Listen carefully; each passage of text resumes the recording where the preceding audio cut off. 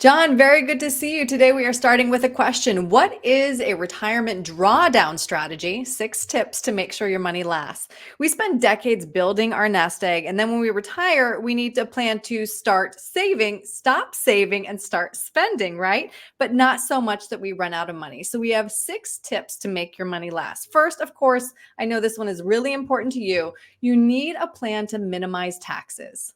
Yeah, let's start off with my favorite subject, taxes. Yep. Your largest expense in your lifetime. And taxes, we've talked about this on several videos, several podcasts, the Social Security, the Medicare, and the required minimum distribution tax traps that retirees face. So to have a successful retirement income strategy, you need to minimize taxes because therefore you have to use less of your funds. So you want a tax efficient strategy, and you need to look if you have, if you're fortunate to have those three tax locations of taxable, tax deferred, and tax free. You need to look each year how to optimize that tax distribution strategy. And one thing we do with our clients is we proactively tell them how much money they can take out every year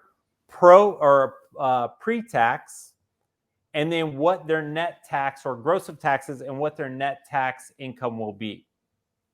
Incredibly helpful. All right, number 2, you have to make the right decision about your Social Security claiming. Yeah, and we've beaten this into the ground in the past too, Aaron. 81% of people claim Social Security to their detriment. We do not want that. Social Security is a powerful income tool, and you need to coordinate it with your other assets and your taxes. They all work together. And let's not forget, even with some of the issues Social Security has for boomers, every expert in the industry says is going to be around.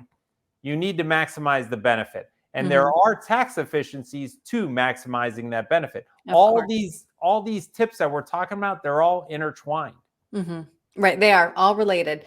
Number 3, if you're lucky enough to have a pension, you have to choose the right pension payout. Yeah, so this may not apply to too many people, but I have helped a number of friends and clients decide which pension options they are going to choose. You have to understand your pension option is going to most likely be irrevocable when you make the decision. So you have to take a lot of time and consideration in choosing whether you're going to do a lump sum, 100% survivor benefit, 50% survivor benefit, or no survivor benefit, or a variation of any of those strategies. Number 4 is this delicate balance between guaranteed income and long-term growth. Yeah, and this is really the heart of our shield strategy. We use a shield bucketing strategy where we give our money jobs. Right? You worked all your life for that money. Now it's time to give your money the job. And we have our shield that is just strictly dedicated to income. So you're going to have a predictable and sustainable income stream to last your lifetime. Then aside from that income shield, then we have our growth buckets where we allow our money to grow. People, it's from a psychological standpoint, people want the paycheck that they're used to. So what we try to do is we try to replicate your working years that you're so comfortable with that paycheck. And then that growth money is similar to your 401k, where you just know that money's there for you in the future. And then 5, we are living longer, so we need a plan for longevity. Yeah, medical technology is improving every year. People are choosing healthier lifestyles. So you have to plan for longevity, because the worst thing is not dying too soon with money. It's living without money and the stress that comes with that.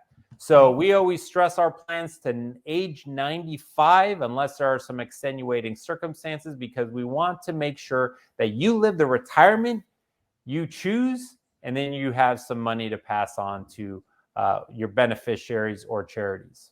Right, so important. And of course, you need a plan that accounts for inflation. Yes, inflation, is the most insidious tax known to man. Another topic we've talked about in depth. You need to plan for inflation. Inflation also increases your tax rates. So, in our office, we really stress inflation as a 3.5% average. That's on a higher side for stress tests, but let's stress the plan. So in the event that inflation does have a 3.5% average, you're not stressed. You've already got a plan for it. Well said, John. If somebody has any questions about these tips, or they'd like to make sure that that their plan accounts for all of these variables, what's the best way to reach you? Yeah, well, always visit our website, www.gosecurus.com. We have a wealth of information, past videos, podcasts on our website. And while you're on our website, you can visit the Contact Us tab. And from there, you can schedule a 15-minute phone call or an hour-long complimentary vision and clarity consultation. Or if you like doing it the old-fashioned way, give us a call at the office, 858-935-6210. Ask for Emily, and she'll get you on my calendar. All right. John, thank you very much. Thank you, Erin.